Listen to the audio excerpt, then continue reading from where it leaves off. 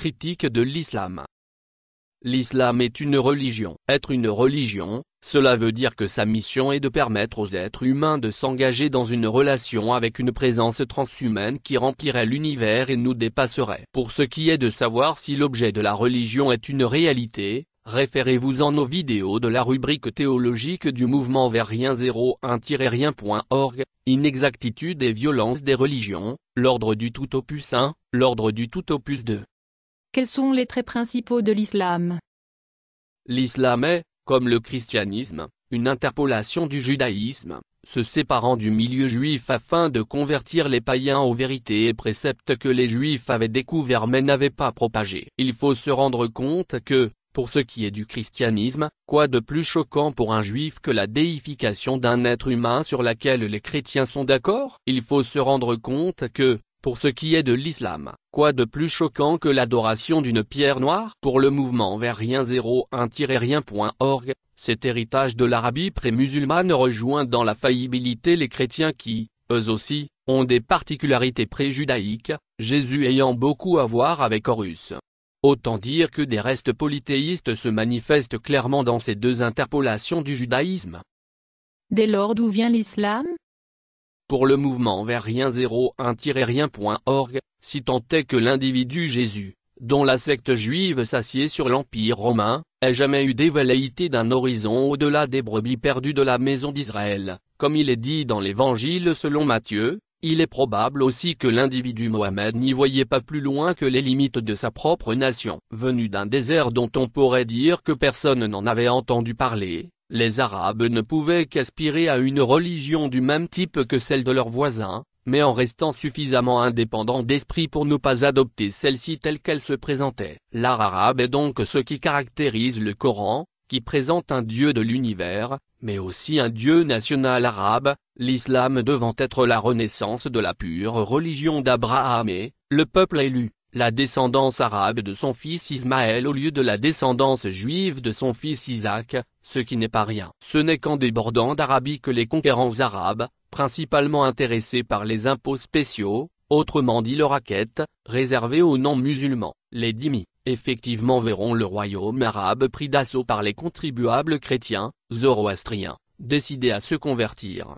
Malgré les éléments ambigus laissés par son fondateur, l'islam est ainsi devenu religion universelle, par les mêmes hommes car nous sommes les mêmes hommes à moins que certains d'entre vous viennent de Mars. Donc puisque nous sommes les mêmes hommes, par les mêmes hommes et les mêmes moyens que le christianisme, mêmes hommes, mêmes moyens. Qu'on le veuille ou non, se croyant les dépositaires de vérité et de prescriptions exceptionnelles, ces religions sont devenues des institutions autoritaires pour assurer leur défense collective. Qu'on le veuille ou non, tout comme les musulmans, les chrétiens ont ressenti de la gêne en prenant conscience du paradoxe à persécuter les juifs d'une religion source historique de la leur. Et si les infidèles ont été tolérés, ils ont été pénalisés. Des guerres saintes ont également été livrées dans le mépris le plus total des préceptes moraux affichés. Et l'argent du Qatar ne parviendra pas à nous faire braire qu'il s'agit d'une religion de tolérance et de paix plus que la religion chrétienne. Mêmes hommes, mêmes moyens, même tyrannie, même cruauté, parfois pire que l'état de barbarie qui précède ces deux grandes religions. L'autre grande religion qui a ordinairement, et ce mot est à souligner, ordinairement comme parfois extraordinairement non, réussi ce challenge de coexister avec d'autres religions a été le bouddhisme. La tragédie de l'islam et du christianisme est leur institutionnalisation, ce qui démultiplie leur potentiel d'intimidation et de contrainte alors que de raconter des histoires troublantes fait déjà de vous quelqu'un d'effrayant. Mais puisqu'il a été évoqué précédemment ambiguïté et insuffisance de l'islam, on peut dans un premier temps se demander comment on doit comprendre la formule selon laquelle les musulmans croient en Dieu l'unique, sans associé, et Mohammed est son prophète. Cette seule association posant problème à qui réfléchit un petit peu.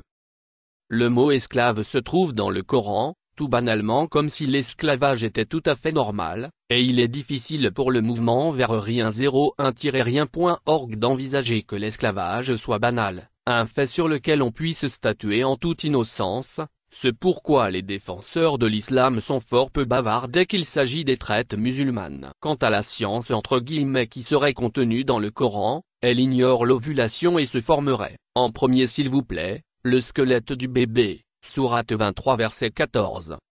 Reste de beaux textes, venus d'on ne sait où, mais pas plus beaux que les autres mythes des différents peuples concernant la genèse du monde. Mais une œuvre qu'elle soit de l'ordre de la pensée ou de l'action, qu'elle soit grande ou petite peut aussi être surprenante qu'un conte de fées ou un délire psychotique.